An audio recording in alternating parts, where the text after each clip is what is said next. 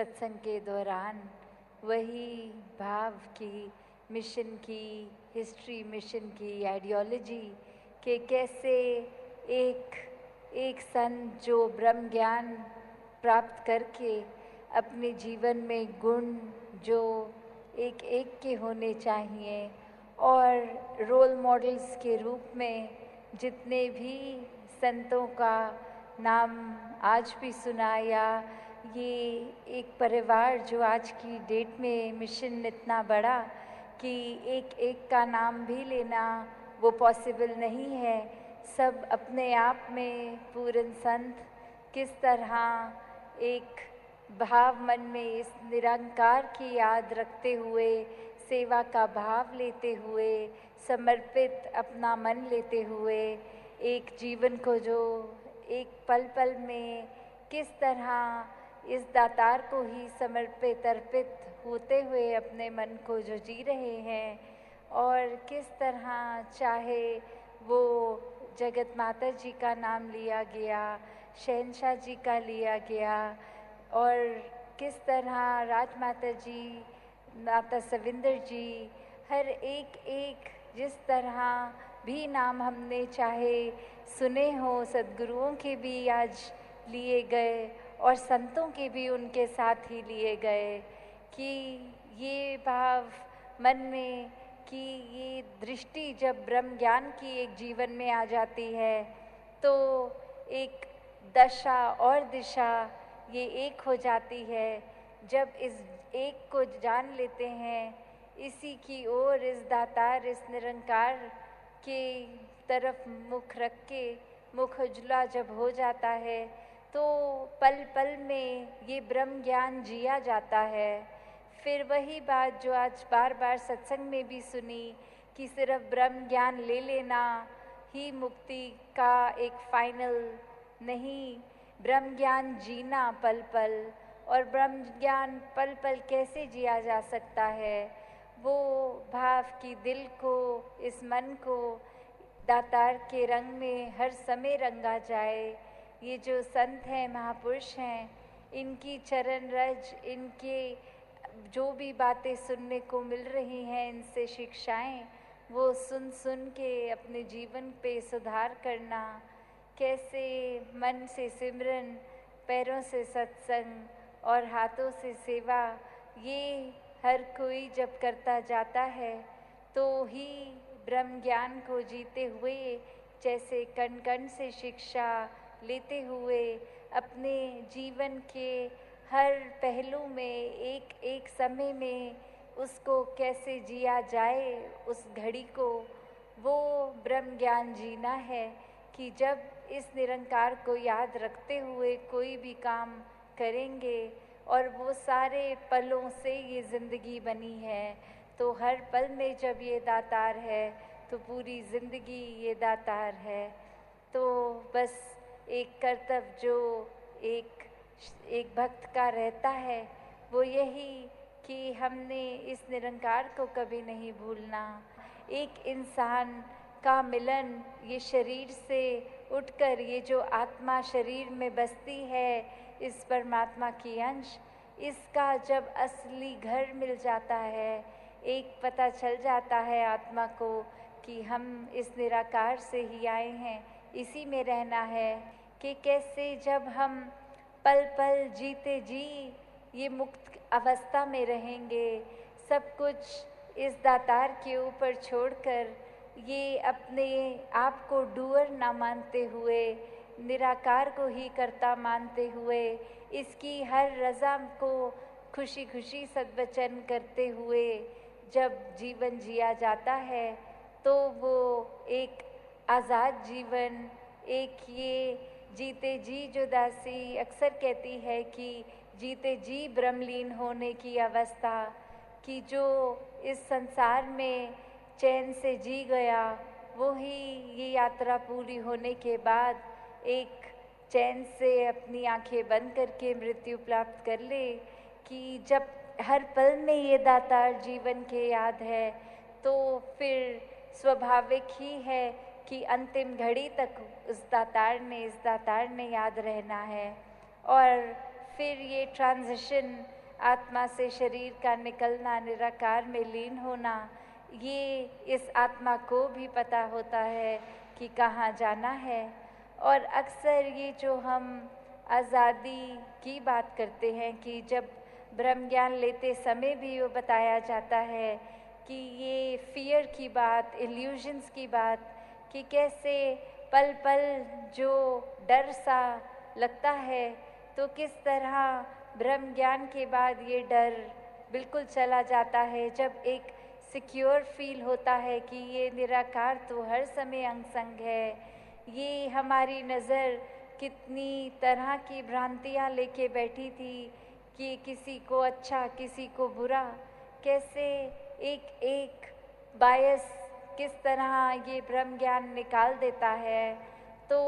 जब अपने अंदर के वैर, नफ़रत, ईर्ष्या इत्यादि जो भी खामियां हमारे अंदर हैं, जब इनको भी संतमति के अनुसार जिया जाता है तो ये खामियां भी धीरे धीरे एक शरीर से मुक्त हो जाती हैं, सोच से, दिल से मुक्त हो जाती हैं।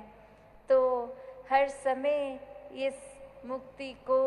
अगर चाहना है तो one and only solution is ब्रह्म ज्ञान। जीते जी भी ब्रह्म ज्ञान का आधार लेते हुए इस निराकार को याद रखते हुए पल पल जिएं। और तभी बोला जाता है लोक सुखी भी होता है पर लोक भी सुहेला होता है। कितने सब जो ये भी मानते हैं कि ये स्वर्ग और नर्क तो सिर्फ जीते जी ही वो अवस्था है, आँख बंद होने के बाद तो एक अक्सर संसार में कहा जाता है कि कर्मों ने डिसाइड करना है कि स्वर्ग जाना है कि नर्क, पर ये ब्रह्म ज्ञान तो कर्म ही काट देते हैं। किस तरह जो कर्म पुराने अगर किसी ने जीवन में ब्रह्म ज्ञान से पहले किए हैं वो एक क्लीन स्लेट हो जाती है, मन साफ हो जाता है, वो पात्र दिल का साफ है और अब इस निरंकार के आश्रय रह के पल पल इसी पे आधारित अगर कर्म कर रहे हैं तो वो कर्म एक बेड़ी नहीं बनते, वो कर्म कुछ एक अच्छा या बुरा फिर अगर दातार पे ही छोड़ा है, इसी की रज़ा में हो रहा है तो वो कर्म भी कर्म नहीं रहते। तो कैसे ये कर्मों से भी मुक्ति, हर चीज़ से अपनी सोच से मुक्ति, कि जब हम अक्सर टेंशन ले लेते हैं, कोई बात में इतनी गहराई से घुस जाते हैं कि किसी चीज़ का ना होना डिप्रेस कर रहा है, उदास कर रहा है, तो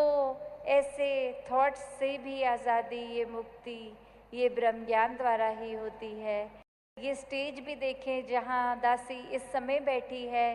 कि अभी सत्संग हो रहा है और स्टेज पे दासी है। जब आप सब अपने लोकल भवनों पे जाते हैं तो इसी स्टेज पे कोई भी महात्मा जिसको सद्गुरु रूप मानकर उस समय सत्संग हो जाती है। जैसे एक वो बात कि किस तरह अगर वो उस समय से ही बाबा जी या माता जी बोलते कि ये स्टेज तो हमारी है और कोई इसमें नहीं बैठ सकता सत्संग के दौरान, तो वो चीज़ को भी अगर हम देखें कि मन में ये सद्गुरु शक्तियाँ होनी सबके पास और फिर भी एक अपने स्थान पे और संतों को बिठाया गया, तो कैसे एक बात कि किस तरह जो मिशन के आज भी हमने पुराने संतों के जीवन के एग्जाम्पल्स को सुना कि ऐसी ऐसी भावनाएं मन में हुई जहाँ एक अपने अहंकार, अपने ईगो को साइड रख के जो उस समय हुक्म आया, जो सेवा की ओर डायरेक्शन चलने को कहा गया, उसी पर चलते गए और कैसे बिल्कुल भी कर्ता भाव मन में नहीं रहे। जो पुराने हमने इतिहासों में भी पढ़ा है कि एक सद्गुरु का हुक्म आना कि थड़े बना दो, थड़े तोड़ दो, तो कैसे संतों ने उस समय से भी सद्वचन होके किया। तो आज के समय में कोई फिज़िकल थड़े या बनाने गिराने की बात नहीं है। आज के समय में यही बात की जितनी भी सिखलाई हर समय संगत से मिलती है, उसको करना, उन पे चलना।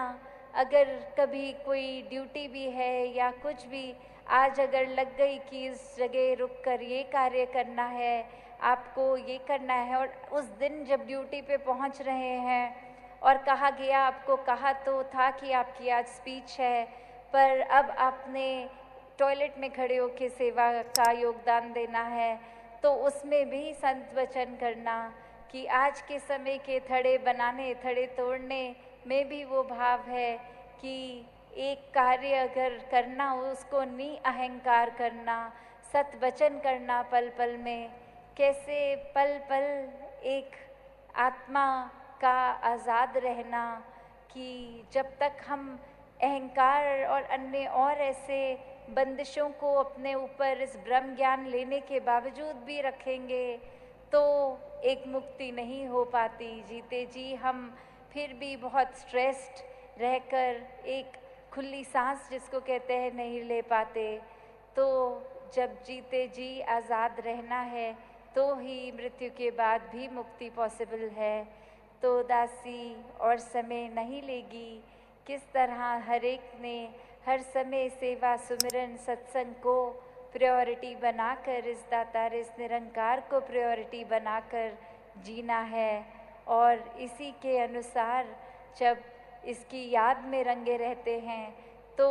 एक नेगेटिव कोई भी चीज़ प्रभाव अपना नहीं छोड़ पाती। तो इसी तरह इसके रंग में हर कोई रंगा रहे, अपने विश्वास को मजबूत करे। दुनिया में तो सबने कुछ ना कुछ कहते रहना है। वो एक जो बात अक्सर एग्जाम्पल भी आता है कि घोड़े के आसपास एक लेदर का पैच लगा देते हैं कि अपनी चाल वो सामने ही अपनी चलता रहे, डिस्ट्रैक्ट ना हो दाएं बाएं। तो दुनिया ने तो कोई भी बात क्रिएट कर देनी है नेगेटिविटी के लिए, किसी का उसमें सेल्फ इंटरेस्ट होना या कुछ भी। और संतों को हमेशा पता है कि दिशा असली क्या है। हमें सीधे अपने निशाने पे इस निरंकार से जुड़े रहना है, वरना तो माया तो पल पल हमें अपने रंग में रंगने की कोशिश करेगी। तो सब अपने विश्वास को जहाँ पक्का रखें, वहीं एक लेगेसी मिशन की इतनी स्ट्रॉन्ग उस पे पल पल अपने आप को मिशन की हर सिखलाई पे, आइडियोलॉजी पे बेस करके एक जो इतनी सुनहरी हिस्ट्री रही है मिशन की, उसका पार्ट, क्योंकि आने वाले समय में हम भी हिस्ट्री ही बन जाएंगे, किसी ने हमेशा के लिए नहीं रहना। तो आज हम ऐसा इस मिशन को अपने परमात्मा की प्राप्ति, संतों ने हमेशा इसी परमात्मा से जोड़ा है। और इसी तरह कहा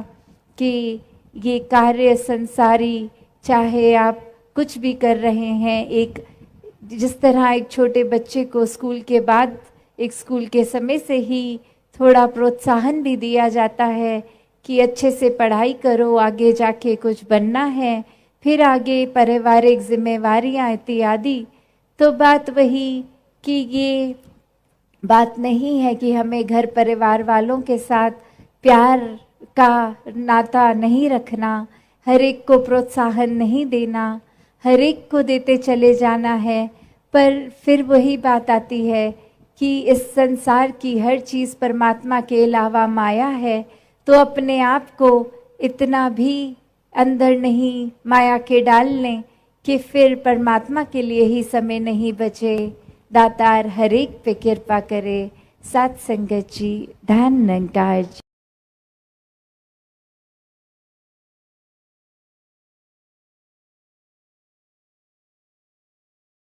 साथ संगत जी बड़े प्यार से कहना जी, धन निरंकार जी। साथ संगत जी दास आशा करता है माता जी की कृपा से आप सभी अच्छे व स्वस्थ होंगे। साथ संगत जी दास आप सभी के बीच में अवतार वाणी का कुछ शब्द रखने वाला है। साथ संगत जी रंग बिरंगे फूल चमन में प्यार से मिलके रहते हैं, लगते हैं मन भावन कितने जब ये साथ महकते हैं। साथ संगत जी डाली पर हो या जमी पर फूल सदा मुस्काते हैं, तोड़ने वाले हाथों को भी खुशबू से महकाते हैं। साथ संगत जी इष्ट देव को कोई चढ़ाते, माला कई बनाते हैं, भांति भांति के फूल इकट्ठे एक जगह सब हो जाते, गुलदस्ते का रूप ऐस बनते, अभिनंदन के काम आते। जैसे माली ने चमन में फूलों को सजाया है, ब्रह्म ज्ञान से सद्गुरु ने यूं मिलवर्तन सिखाया है। सत्संग जी, जग चमन में फूल की भांति हमें जो रहना आएगा, कहे हरदेव तभी दुनिया में एक तो आप पाएगा। सत्संग जी, उनके माना बात ना मानी, कैसा है सत्कार्य, बंदगी एक कौन सी है और है कैसा प्यार की। गुरु पीर की मानेंगे तो भक्ति होती पूरी है, कहे हरदेव ना मान सके तो रह जाती अधूरी है। सत्संग जी, कोई बांस का तीर बना के किसी को घायल करता है। सत्संग जी, विवेक वाला जन राहों में सोच समझ पग धरता है, कहे हरदेव जो भी करता अच्छा अच्छा करता है। सत्संग जी, युग बदले हैं पर सच्चाई हरगिज नहीं बदलती है, सदियों से जो रीत चली है उसी तरह से चलती है। दिन निकलना तब भी तय था, आज भी सूरज ढलता है, रात का ढलना तब भी तय था, आज भी चांद निकलता है। पानी ने तब भी प्यास बुझाई, अब भी प्यास बुझाता है, भोजन ने तब भूख मिटाई, अब भी भूख मिटाता है। नदियों की कल थी, तब भी आज भी नदियां बहती हैं। सत्संग जी, सागर की लहरें सदियों से वही दास्तां कहती हैं, तब भी था हंसना और रोना, अब भी हंसना रोना है, तब भी था पाना और खोना, अब भी पाना खोना है। गुरु शिष्य का रिश्ता पावन तब भी था और अब भी है, नाम ईश्वर का मन भावन तब भी था और अब भी है। सत्संग जी, अगर दास से कोई भूल चूक हो गई हो तो दास को क्षमा करना। सत्संग जी, बड़े प्यार से कहना जी। धन निरंकार जी।